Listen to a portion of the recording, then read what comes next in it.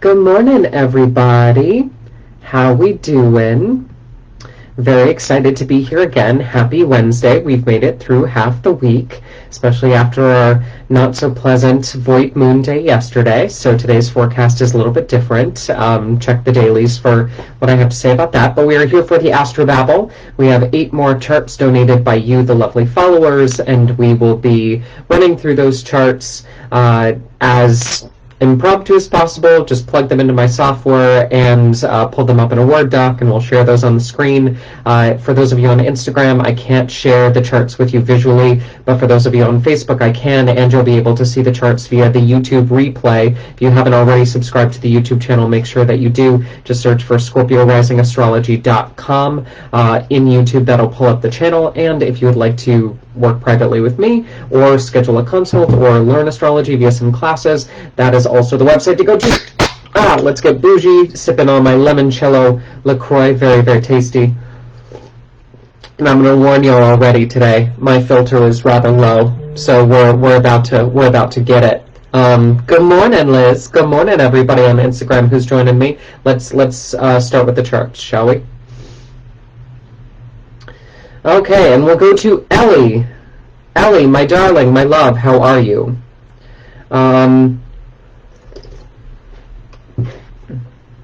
Ooh, Ellie. Okay. Ooh, Miss Thing.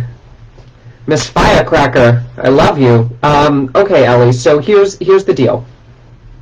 First and foremost, we need to make sure that birth time is absolutely accurate. Your moon is at 0 degrees, so just be aware. That moon in Leo at 0 degrees in the first house really does give you a very sparky emotional state. Not only do you have a moon in a fire sign and your ascendant in Leo as well, but you also have this exalted sun in Aries up in the 9th. So all 3 of your personality forming placements are in fire signs. That's pretty intense. So you're not just an Aries sun, you're also this super Leo behind it, which does make you very, very fiery and intense. Something that you just need to be aware of, especially because that fiery sun is ruling the Leo ascendant.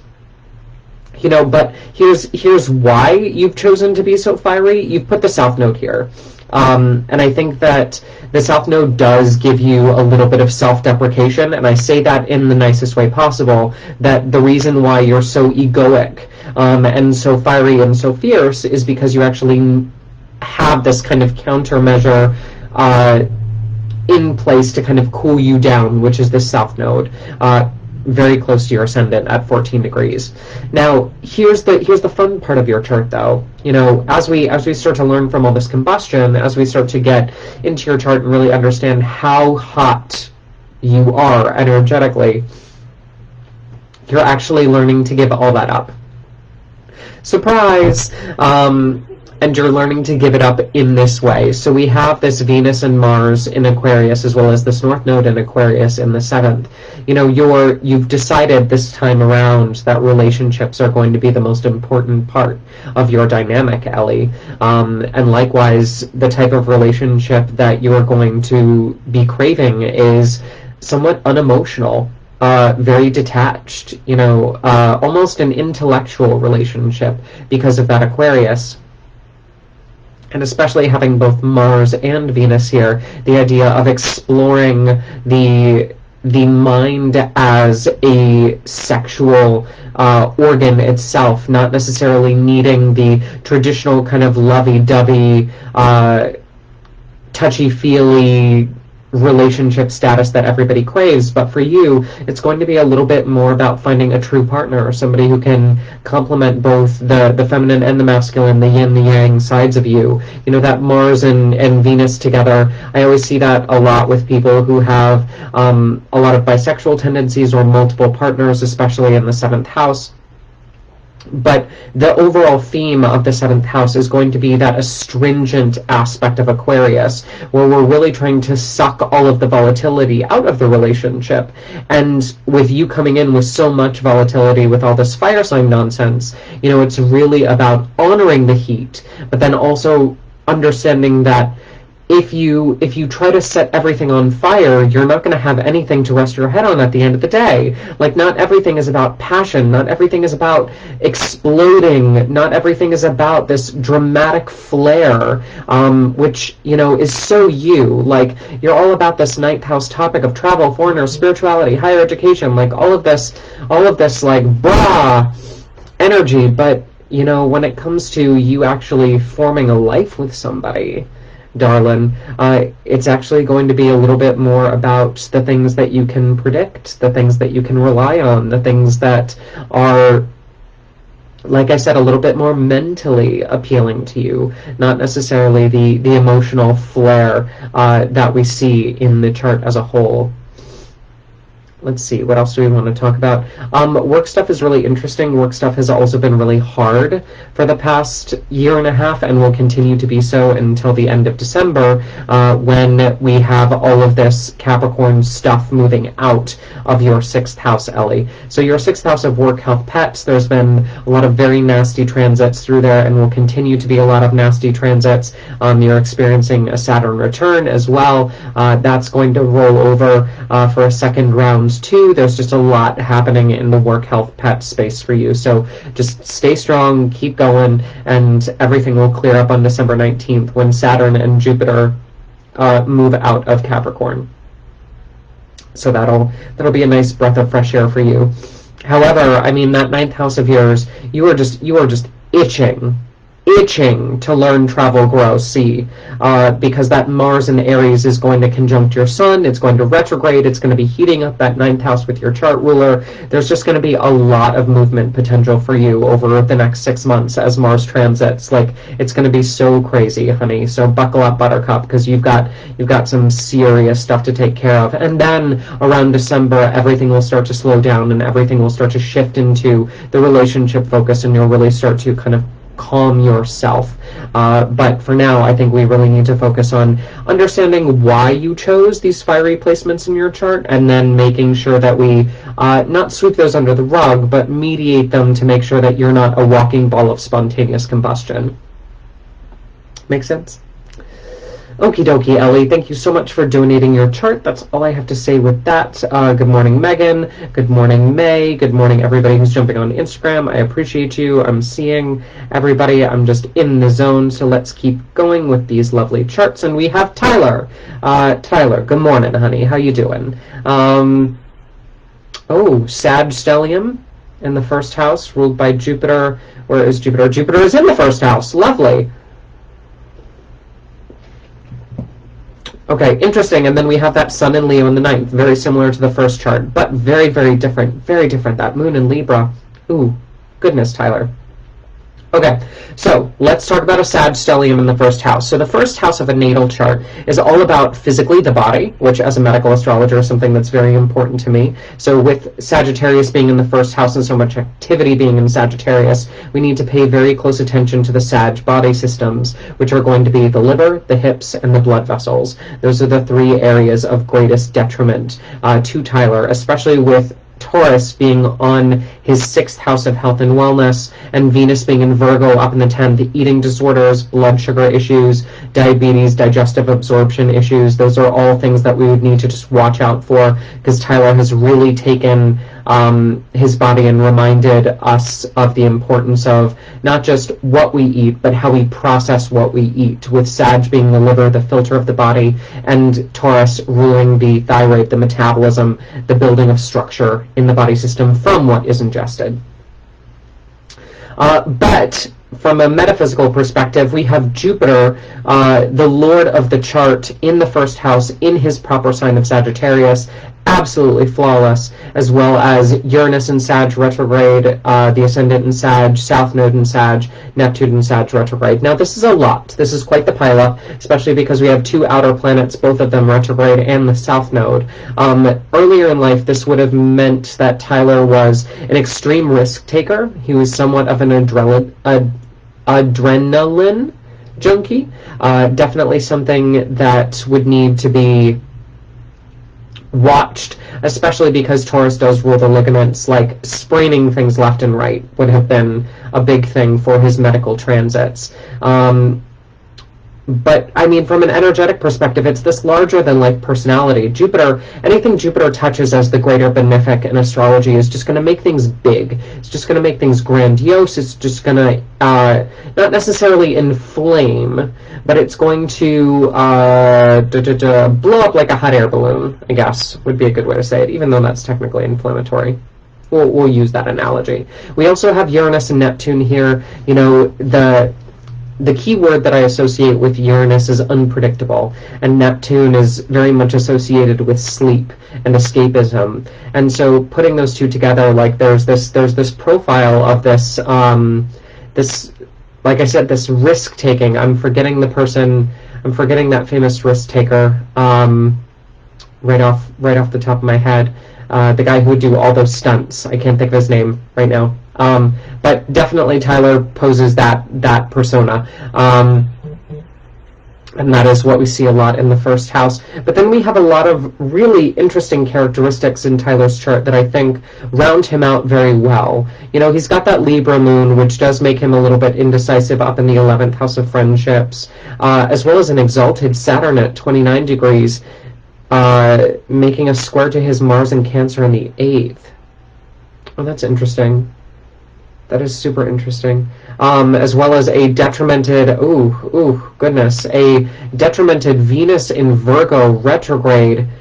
Ouch, Tyler. Like, you've just totally decided to sacrifice your yin, your feminine principle. Venus as goddess of love and abundance and all things that are cushy and adorable and soft and receptive and gorgeous and beautiful and relaxed and lovely.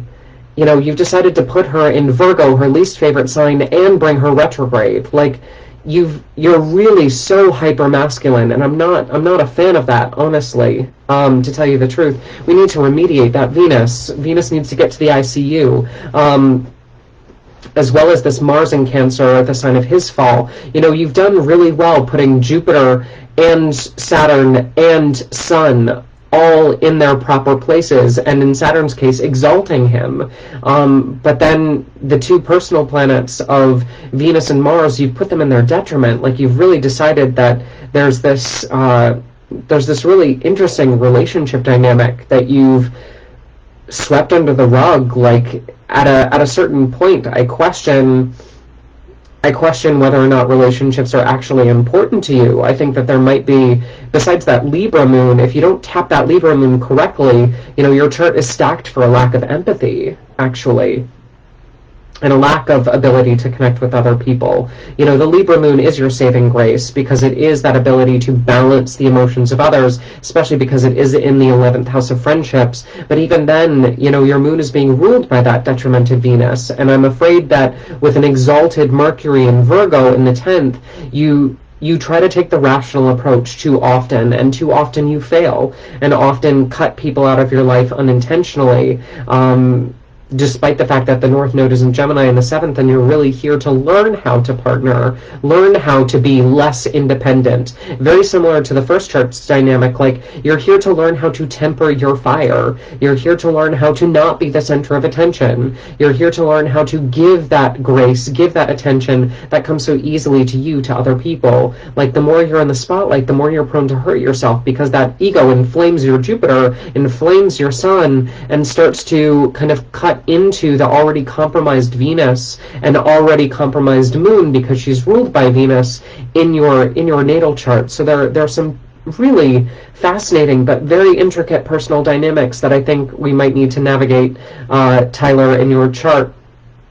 And if you don't channel them properly, they might definitely kind of get you some serious boo-boos, both physical and spiritual in the long run, because you've just decided to exalt the planets that are very forceful and very expressive and very domineering, and you've decided to suppress the planets in your charts that are very much about making you, and it's almost like you thrive too much on the external result of your actions when we really need to be cultivating a little bit more of a meditative state, a little bit more of that surrendering of your innate potential, not inert, definitely not inert. There's too much fire in your chart for you to be inert, Tyler, and that's part of the problem. Your innate potential really needs to shine through in a way that I think will be a little bit difficult for you to express. So I would highly, highly, highly suggest you work on a little bit more of the internal aspects as opposed to the natural flair for the external,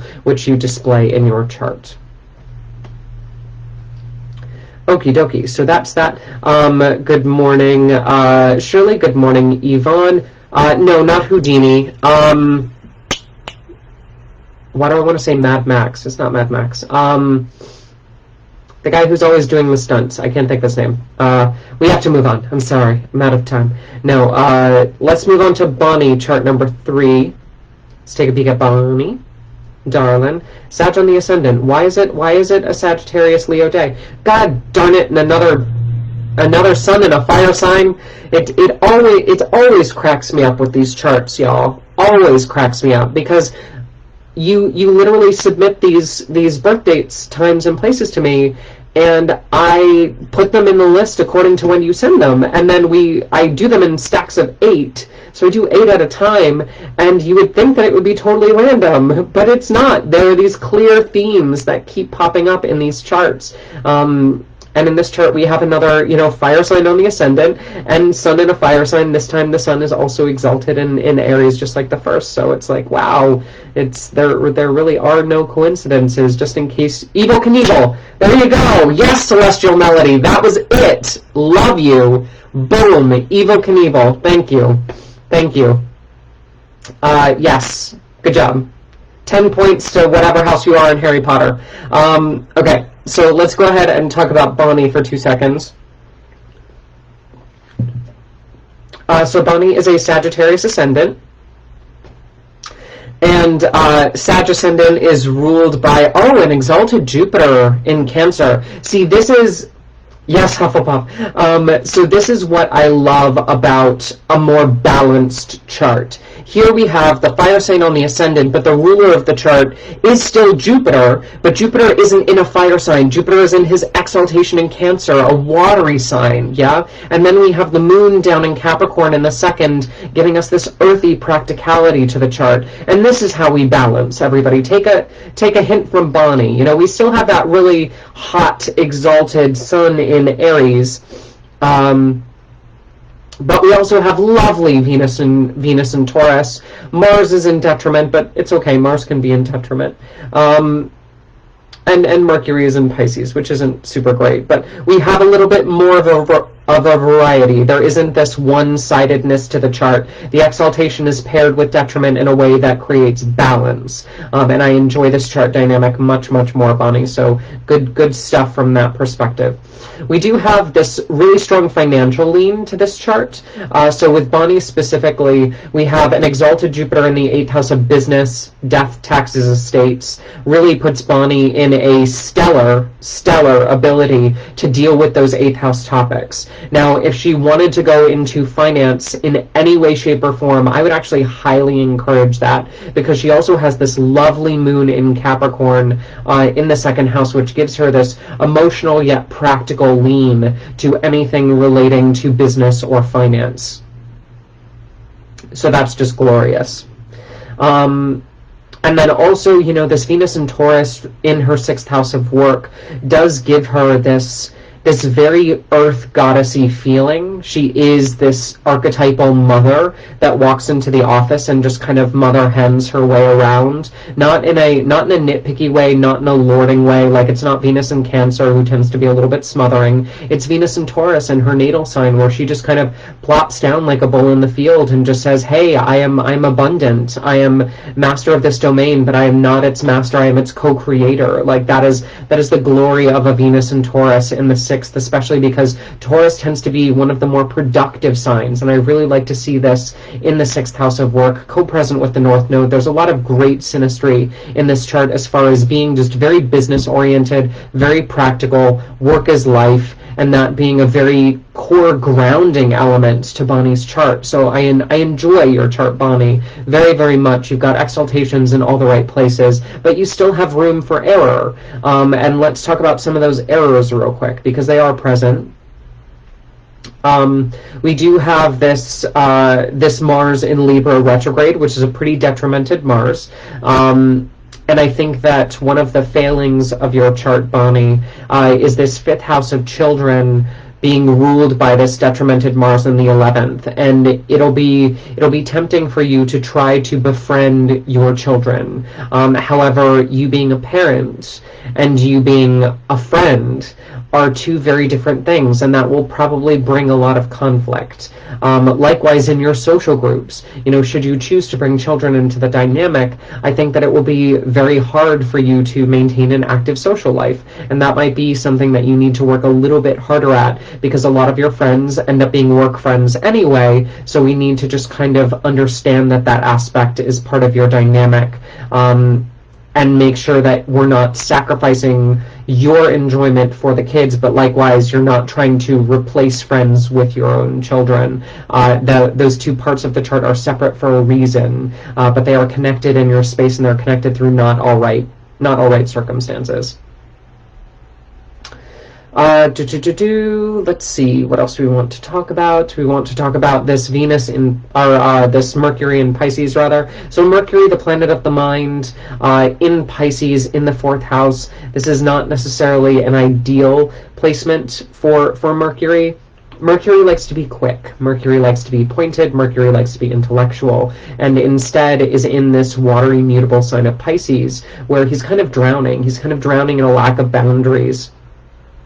And to put that in the 4th house of family and home, early family life was all about compromised boundaries. There could have been addiction in the home as well, especially with Mercury being that planet of medicine, but also of the mind, and being in detriment in Pisces really does paint this picture of the mental space in the home being clouded, not necessarily ideal, creating a lot of fuzziness, creating a lot of unclarity.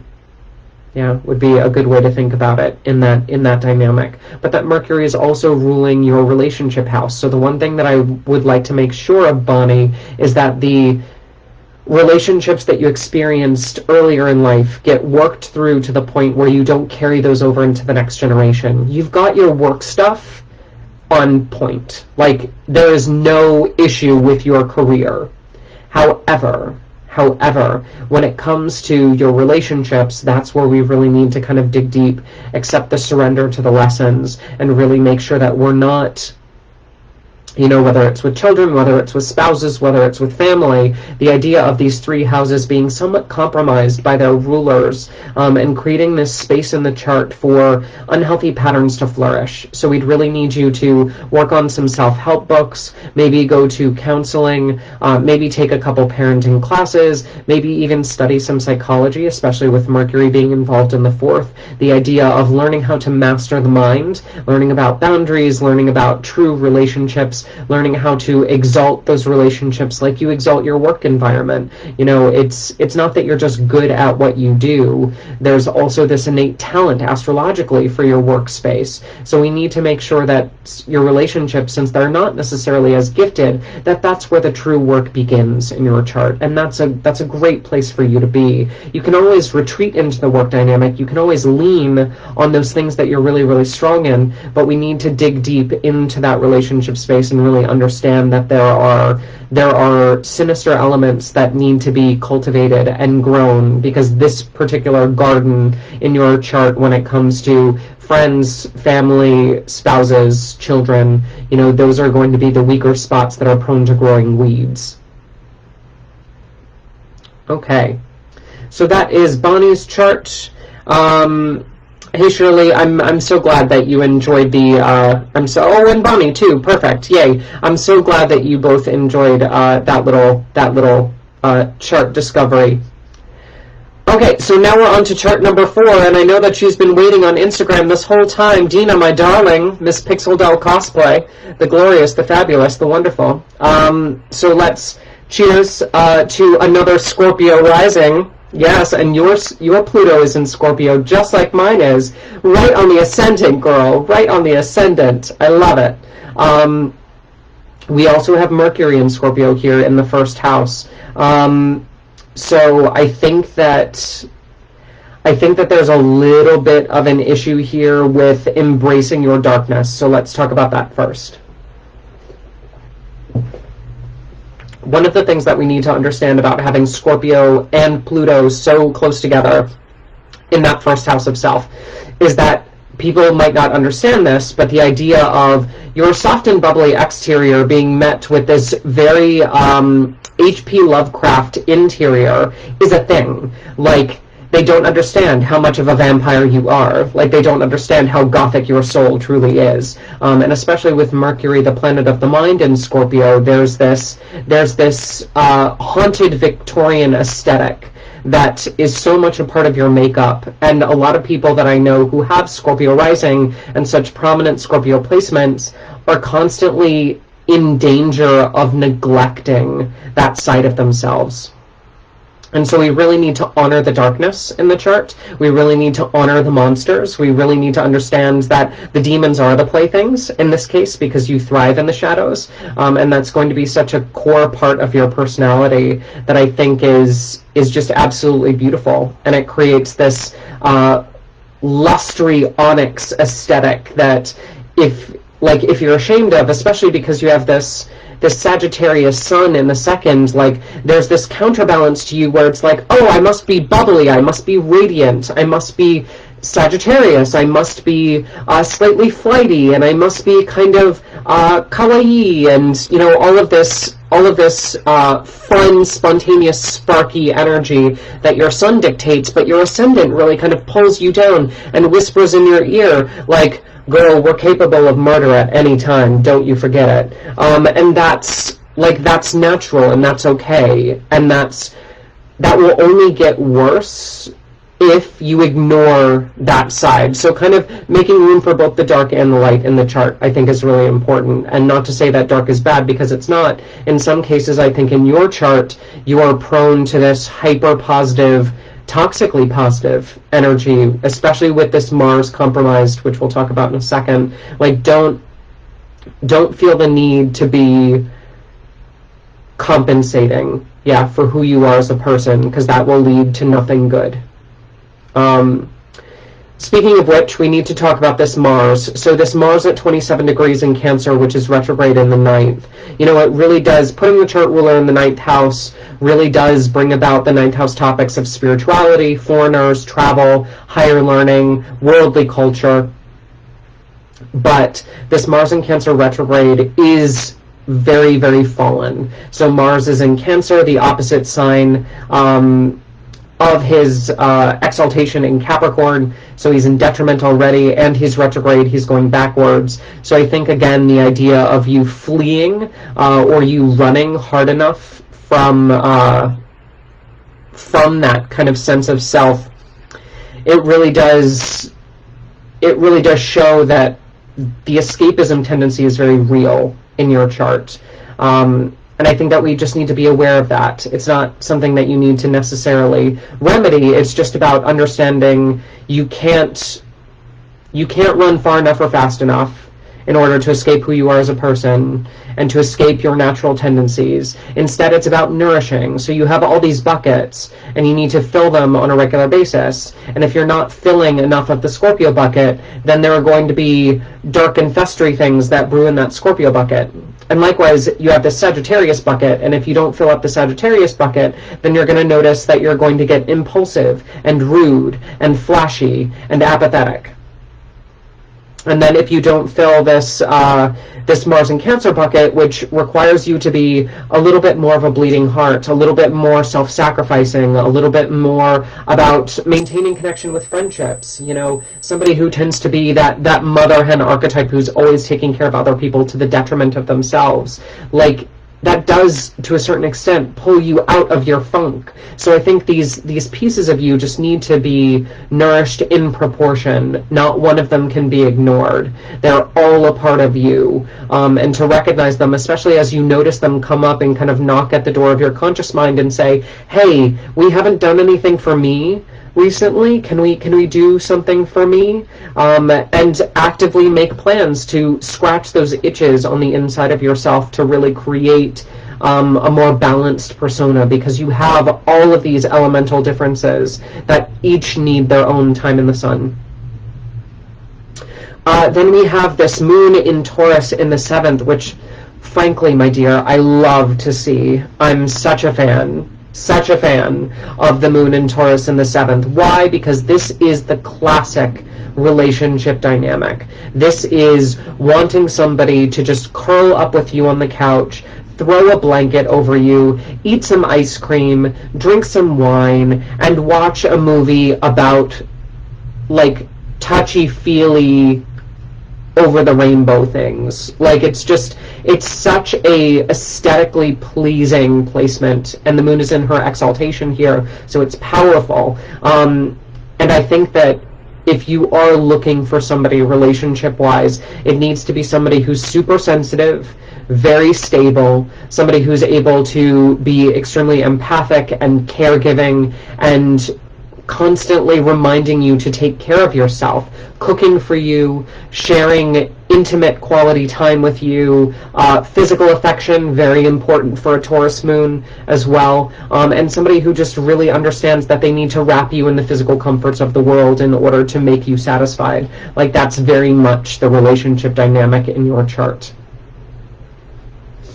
And if stuff goes to hell in a handbasket, you can always retreat into family. Saturn and Aquarius does have a very detached dynamic to it. And when I say retreating into the family dynamic, I don't necessarily mean finding safety here, but I do mean finding the answers in the family dynamic, because there is a certain sense of objectivity that they bring to the surface, and that they bring to the equation. And there were lessons that you were taught when you were younger that really do clarify things in a stark light. And when in doubt, you can look back on the past and really say, oh, yes, that's right, I hate that.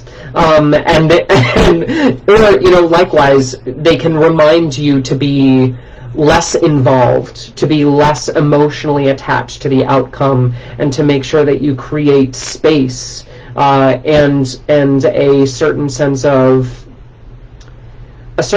priority when it comes to how best to move forward. So leaning on that 4th house of family and home, I think, will be a good strategy for you specifically to make sure that you are headed in the right direction, and that you can take solace in the lessons that you've already learned over time. Yes, so there's that. Let's see, what else? You'd be an excellent writer. I think you've got the talent for it. Writing specifically on trauma and the dream space. Keeping a dream journal would be very important for you. Let's see, what else do we want to talk about? Yeah, the creative stuff. Keeps coming back to the creative stuff.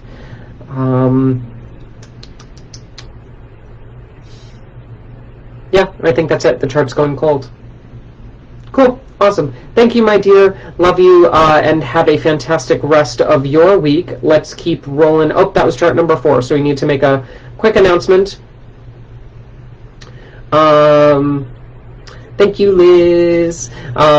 So let's go ahead and just remind everybody, I'm so glad that you liked the reading, Dina. Thank you so much. Yes, so if you would like to be a part of the live stream, all you need to do is have you or your friends or your family or anybody who's interested just private message me your birth date, place, and exact birth time. And I will add you to the list. The list is rather long, but I will message you when your chart is featured so that you don't miss it. And we do these 3 days a week, Monday, Wednesday, Friday, and they're all on the YouTube channel. So make sure, if you enjoy listening to Astro-Babble, search and subscribe to the YouTube channel. Just go to type in ScorpioRisingAstrology.com, which is my website. The channel will pull up. You'll be able to subscribe. If you'd like to work one-on-one, if you'd like to learn astrology, you can always visit my website as well, and we'll get you on the Astro bandwagon. Cool. But for now, we need to talk about Megan. Megan, my dear, my darling, how are you? Okay, so we have... Y'all are trying me. Y'all are trying me with these fiery ascendants. This is the 4th fiery ascendant that we have in the lineup. I can't with you. Can't.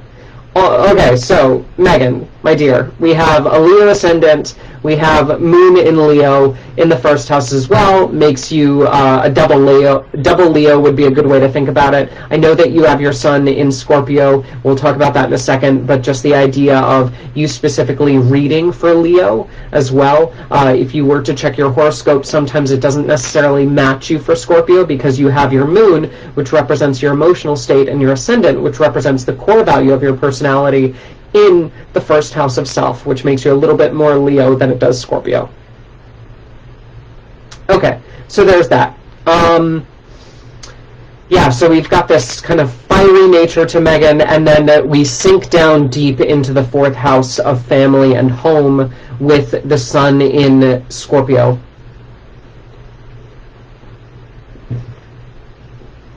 Now, as opposed to Dina's placements in the last chart, where she kind of put her Scorpio in a place that is a little bit more upfront, a little bit more able to be accessed consciously, here Megan has sunk her Scorpio down into the place of deepest subconscious activity. She's hidden it.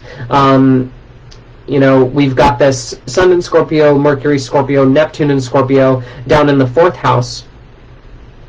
And this is the house of home and family. And I personally don't like to see this pile up in the 4th because it does bring forward some pretty sinister themes in the family dynamic. You know, Scorpio is known for keeping secrets. Scorpio is known to be poisonous and vindictive when not treated properly, especially with Neptune and Scorpio, the idea of addiction and or sexual trauma being present in the home, this not being an ideal situation if expressed on the lower vibrations of Scorpio.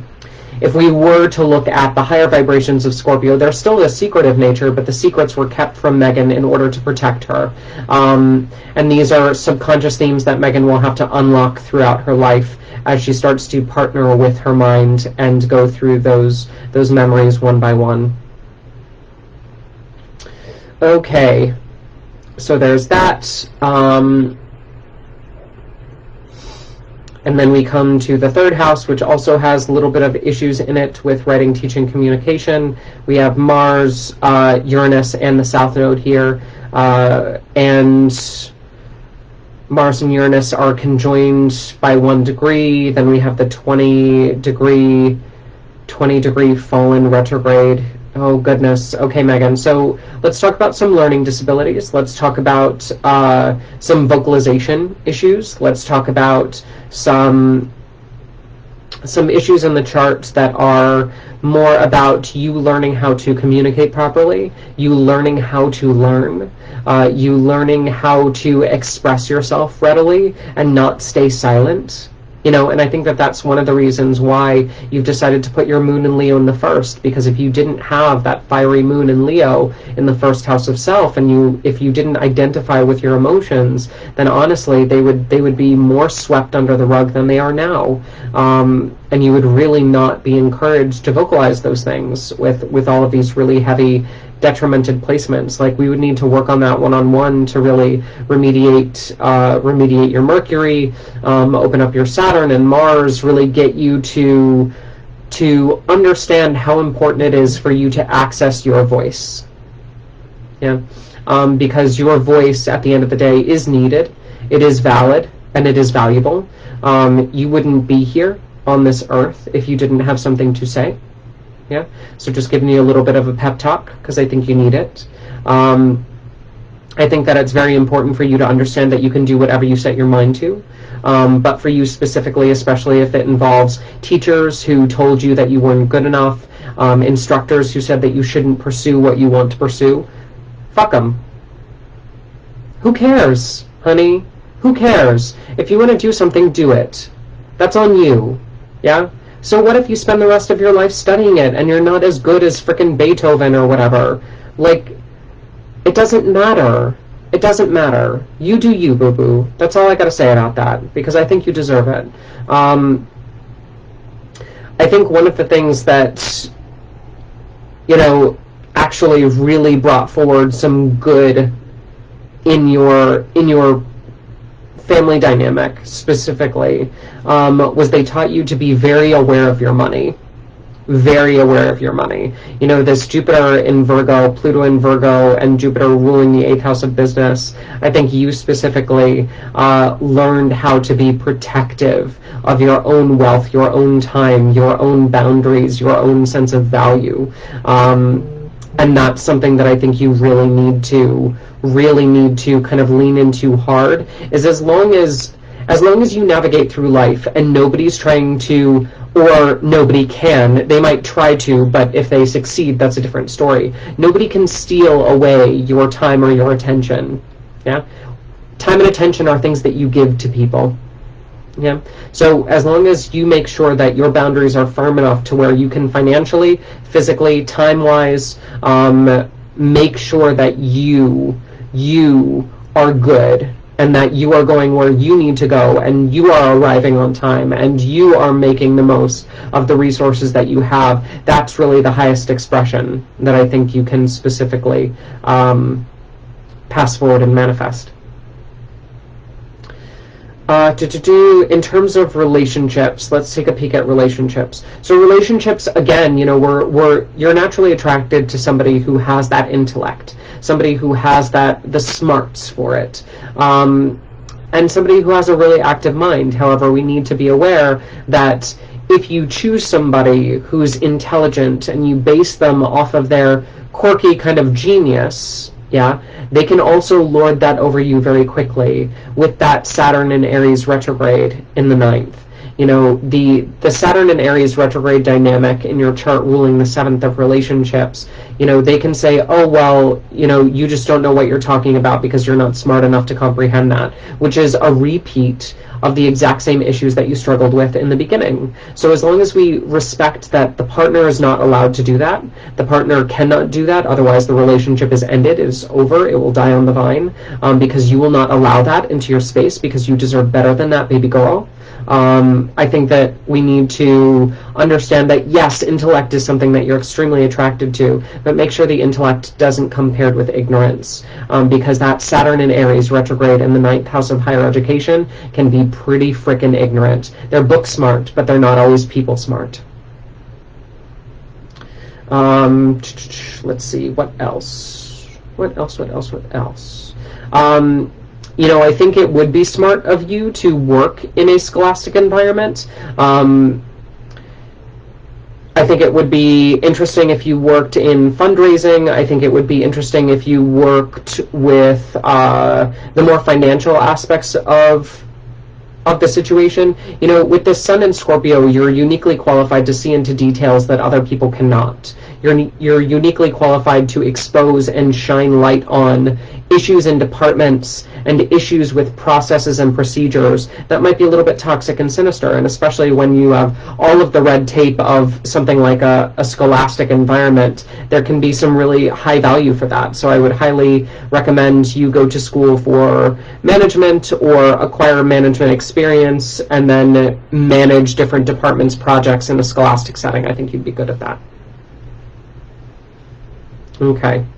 So we are all good with Megan. Oh, baby. I'm so glad. Tears are a good thing. Tears are a good thing. I love it. Oh, girl, you're making my heart melt. Okay. So, thank you. Thank you, my dear. Let's go and move ahead to Mark. So Mark has... Y'all are tripping. Oh my gosh. This time we have Aries on the ascendant with the Sun in Leo. Oh, goodness. Sun in a fire sign, ascendant in a fire sign, so much heat, so much combustion, so much of that fire, that intensity. However, Mark, darling, we need to have a discussion. You and I need to have a discussion for a couple different reasons.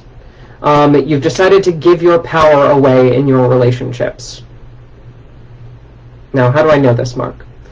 I know this because you've put the ruler of your chart, Mars, in Libra, which is the sign of his fall. He doesn't like to be in Libra, and you put him in the 7th house of relationships. So when it comes to, especially earlier relationships, you know, the chart grows as we grow. So if you've identified this pattern and you've already corrected, bravo, bravo. However, just as an FYI, your tendency is to take that fiery, passionate Mars, who's very war-hungry and dynamic and just likes to get the job done, and you put him in an indecisive sign in the 7th house of relationships. So when you enter into a contract with another being and say, I would like to grow a life together, you immediately start to surrender all of your action potential. And if that suppression and if that forfeiting starts to really grain on your soul, you're going to start to act out and lash out in a very fiery way. You're going to start to become impulsive, reckless, and thrill-seeking. All of that Aries ascendant and that Sun in Leo trying to express, trying to fire up, trying to feel something, because that Mars, all of that energy of Mars is just getting sucked into the relationship. Now, here's why this is so difficult for you, Mark, and this is why balance is going to be so important in your chart as well. You have Venus in Libra. Venus in her home sign in Libra in the relationship house is glorious. Your partner by no means is being malicious. Like, they are the sweetest thing. The sweetest. Like, there is nothing wrong with them. And of course there's something wrong with everybody, don't get it twisted, but when it comes to the partner you choose, what you do to you is different from what they do to you. Yeah? You chose to sacrifice your power in the relationship because that's how you feel you should operate. That is not the truth, that is a misconception. Yeah? You can have your power, be an independent being, and be in a committed relationship. But at the same time, we need to understand that your Venus in Libra is so beautifully placed, and your Moon in Libra is so beautifully placed in the 7th house that the relationship itself is not the problem. Your perception of the relationship is the problem. Yeah? So that's going to be the big conversation that I'd like you to have with you, is understanding what a healthy relationship looks like. Understanding what it means to be in a true partnership that does not compromise your power, understanding how to be independent instead of dependent, right?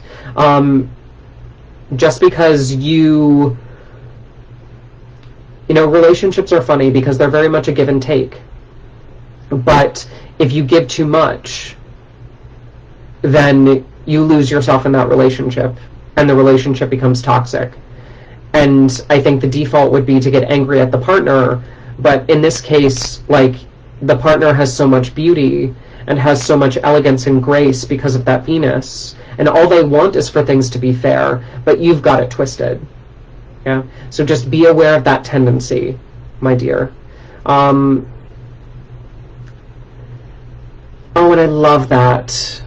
I love that, Mark. Oh, and you've got this exalted Jupiter in Cancer down in the 4th house of family. Like, family is so good. Family is so good. It's so good for you. So nourishing. So blessed.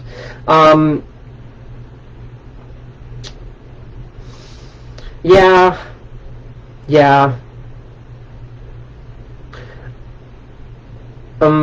Okay, so now we need to unpack another area of the chart. So we have this really fantastic formation, beautiful formation that I think we need to work on maybe one-on-one, but let's crack it open and see if you can pick up what I'm putting down. We have this Mercury in Virgo retrograde and this Saturn in Virgo conjunct in the 6th house. Brilliant formation, brilliant. However, this is stubborn as hell. and you've decided to be super stubborn in your work life in order to get the job done. Yeah, you've decided to not listen to other people because you're always right. And when I say you're always right, I'm not being facetious. Like, I'm not trying to say, you're always right. I'm saying no. With a Mercury in Virgo conjunct Saturn in Virgo, like, you've got those details on point. You've got spreadsheets, PowerPoints, and receipts to back it up, darling. Yeah? There is no question of your rightness, except the fact that other people aren't willing to accept your rightness. Now, what we need to understand is what works in the work environment does not necessarily translate into the relationship space, right? So you specifically,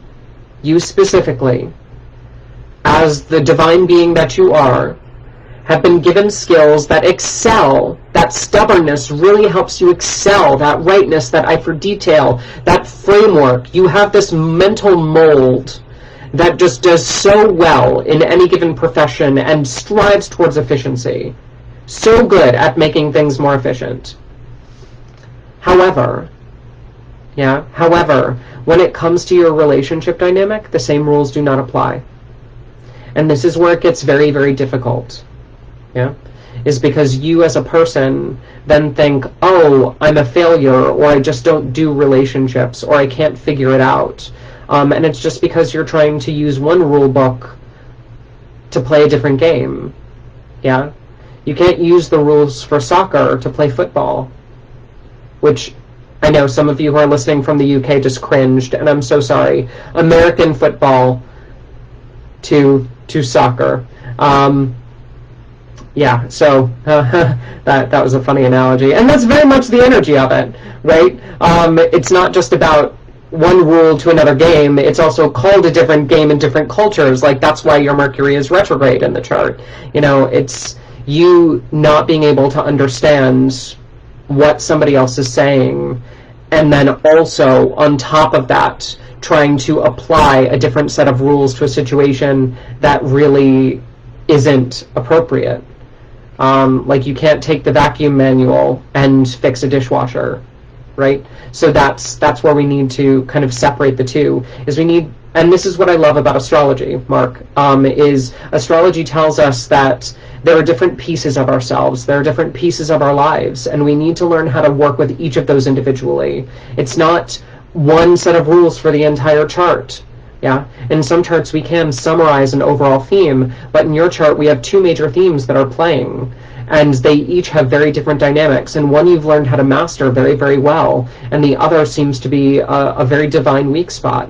So let's work on the relationship dynamic again, read some books, take some courses, be kind to yourself and others who you choose to engage with relationship-wise, and understand that the work dynamic success and the relationship dynamic success cannot see each other, and they have different rule books that you need to play by. Cool. Okay, so that's Mark. Thank you so much, Mark. And we have two more charts, and I'm totally gonna go over again. I just get so excited. So Selena, my darling, another Scorpio ascendant. Woo! Okay. So medical transits, right off the bat. We need to be aware that you have Neptune in Scorpio in the first house, as well as South Node in the first house. The South Node is the weak point of the chart, yeah? And to put that in the house of the body does make you prone to specific health issues. What those health issues are going to be, one, chemical hypersensitivity because of Neptune in Scorpio. The idea of you needing a fourth, if that, of the alcohol, medication, sugar, caffeine, whatever substance that you think is appropriate or that you see other people taking, you're going to need so much less to have the same effects, and it's going to knock you on your butt. Yeah, so I would just very, very much be aware of your physical hypersensitivity to medication, scent, stimulus, etc. because of that Neptune. But also, your body systems in Scorpio tend to be very, very weak physically. So we need to be hyper aware of the colon, the sinus, the reproductive, and the bladder areas in your chart. Those are the 4 body systems that Scorpio rules. And if those body systems start to act up, you've gone out of balance, and we need to rectify those sooner rather than later. Yeah. A lot of digestive themes in the chart for sure. We have this Mars in Cancer up in the 9th ruling the chart. Again, we talked about the idea of escapism, and that's something that I see again with Mars in Cancer in the 9th. You tend to escape by taking care of other people. This is definitely a people-pleasing chart, I would say. You've got the resources for it. You've got this lovely exalted Jupiter in Cancer, which I have in my chart as well, so I'm speaking from personal experience. There's a certain God-touched aspect to having Jupiter in Cancer, especially ruling your 2nd house of finance. Money always flows. Yeah, but then also when it comes to your spiritual resources, you have a lot more of that spiritual heightenedness than most people, not just because of the Scorpio-Neptune component, but also because the Lord of your chart is in the 9th, and we have an exalted Jupiter there. Now, back to this Mars in Cancer. Mars in Cancer, what Mars in Cancer loves to do is take care of people, often to the detriment of itself. With this Mars also ruling your 6th house of work, yeah, and squaring your moon, or Jupiter squaring your moon in the 12th, I think you would do very well in nursing. I also think it would be the bane of your existence. Mars is the action-oriented sign of conquering. Yeah, it prefers to run through life like a warlord and just dictate, burn to the ground, assault, take what is needed, no looking back, compete, drive, go. But to put that in the mothering sign of Cancer, it's a very caregiving dynamic. But, if we think of military and then medicine, you become this battlefield medic, and if you're in a small hospital or a hospice care or something where you're in the medical field trying to take care of other people, that Mars in Cancer is really going to bite you in the butt and say, hey, we need to do this, go, drills, and really, there's a certain amount of healing that can't take place with that energy. If you're being so hovering, if you're being so mother hen, if you're being so aggressive, and that Mars is being channeled inappropriately, yes, there is an urgency to health and wellness, but there is also this need for compassion.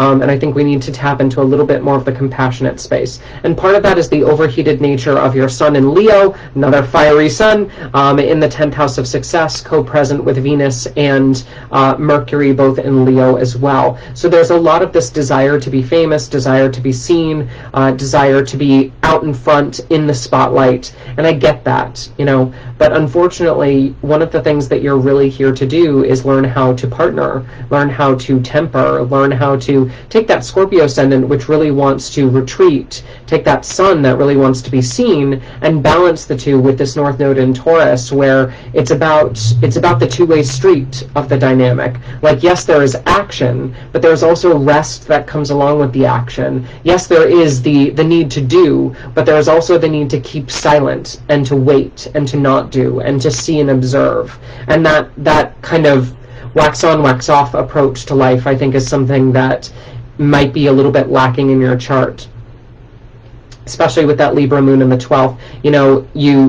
If you're not moving forward, then you succumb to indecision, and that's one of the reasons why you can't take your foot off the gas, or you perceive that you can't take your foot off the gas because you're just going to spiral into indecision. But if you sit and you wait and you allow your intuition to guide you, because you have a lot of it with a Scorpio ascendant, especially Scorpio ascendant ruled by Mars in a water sign, like there's so much of that spiritual intuition. But if you're letting the ego drive the car, then the ego isn't going to be sensitive to that intuitive nudge to be like, just wait, everything will be fine. So I encourage you to learn how to balance that a little bit better. And I think a spouse will help you do that as well. When you choose a partner, especially with Taurus and the North Node present at that 7th house of relationships, Venus and Leo present in the 10th, it's going to be somebody who reminds you to wait, reminds you to take it easy, reminds you to succumb to the pleasures and luxuries of the physical world. And I think that will be very helpful for you overall. Okay. Thank you, Selena. I appreciate you.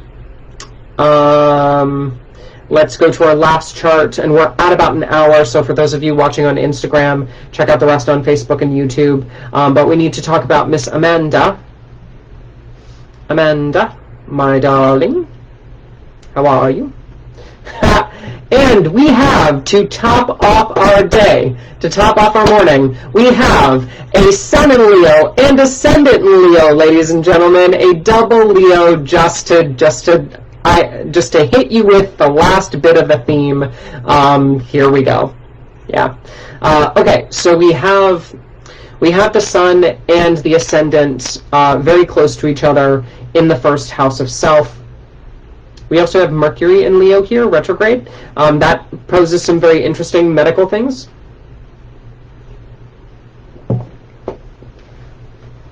And I'm going to say this, Amanda, because you also have Capricorn on the 6th house of health and wellness. Let's look to the ruler of the 6th. Yeah, in Pisces retrograde. Okay, so here's where we look at medical astrology transits and natal chart things. So your Sun in Leo in the 1st and your Ascendant in Leo naturally means that your Leo body systems are going to be first and foremost a priority health-wise. So these are going to be the eyes, the heart, and the spine. However, you putting Mercury in Leo retrograde does bring some hypermobility to those structures. Hypermobility in the eyes could look like vision that constantly fluctuates. Hypermobility in the heart could look like a heart murmur or a valve that does not close properly or a weakened heart. And likewise with the spine, scoliosis. And this is something, when I looked at the Saturn and Pisces retrograde ruling the 6th house of health with Capricorn on the cusp, which rules the bones, teeth, and joints, it's this idea of scoliosis, specifically spine misalignments, and the structure, the backbone of your body being a very important part of your physical wellness. If you don't already see a chiropractor, I would highly recommend it, because that spine and that hypermobility of the bones, that's going to be really, really important for you to balance right off the bat. A yoga practice would also be flawless. Not necessarily traditional yoga. We might need to keep it a little bit modified. You don't need to be doing 108 sun salutations. That would be way too much for that slightly compromised Leo. We need to make sure that you're taking a yoga therapy approach to it, and really making sure that you can rehab effectively from any of that Mercury trickery that might be playing within the physical body. We also have a full moon in the chart. I don't know if you knew that, but you were born during a full moon. That full moon in Aquarius. Aquarius at 17 degrees in the 7th house of relationships, ruled by that Saturn and Pisces retrograde. You're really here relationship-wise to discover what it means to be an emotional being. And I think if there was one trait that you look for in a partner, that would be your ideal mate. It would be somebody who can sit with your emotions and encourage you to experience them to their fullness. Because if you have somebody who's constantly telling you, oh, you don't feel that, or you shouldn't feel that way, or blah, blah, blah, that's very discrediting to your full moon. And I think that if there was one kind of type of person or one characteristic that would summarize your ideal relationship dynamic, it would be emotional acknowledgement, and somebody who's really willing to take a very objective approach and sit with you and say, what are you feeling exactly? Let's work through this together. We're not trying to fix your emotions, we're trying to understand them, and somebody who is actually very, very good at that process. Somebody who may or may not be a therapist, somebody who may or may not be an entrepreneur in the leadership space who works with large groups of people, somebody who is like a group counselor would be very, very good for you specifically. But yeah, somebody who has that Aquarius vibe of being, quirky, weird, but also very, very emotionally intelligent because of that Saturn in Pisces retrograde, ruling your 7th house of relationships.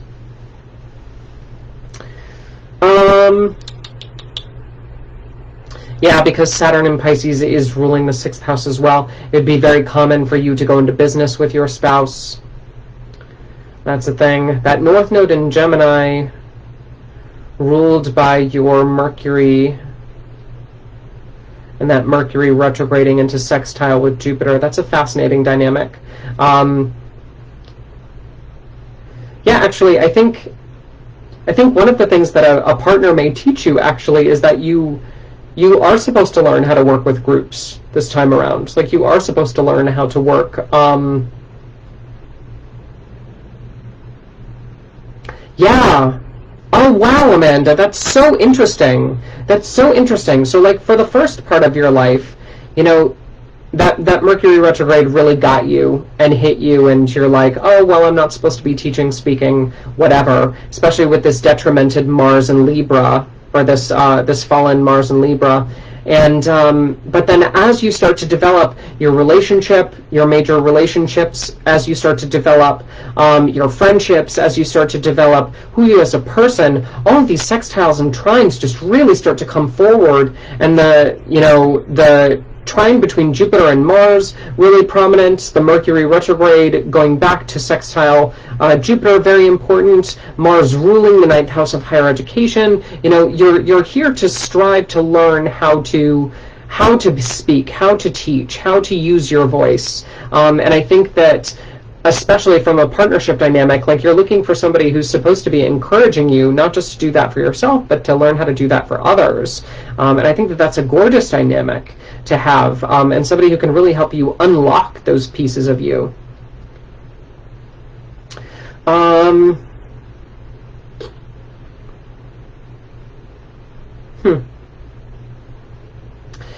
Final note before we close out, Amanda. I know that there's this, a Leo ascendant conjoined the sun is very flamboyant, is very, look at me. But then we also have this Mercury being ruled by, or ruling, this Venus in Virgo in the 2nd. And I have to say that Venus in Virgo is probably when at her worst, she's probably one of the worst financial placements for this reason. She is the voice in your head that tells you, I don't deserve nice things. Yeah. And I think that that's a lie. I think that that's a lie that you tell yourself because of the insecurities that you have.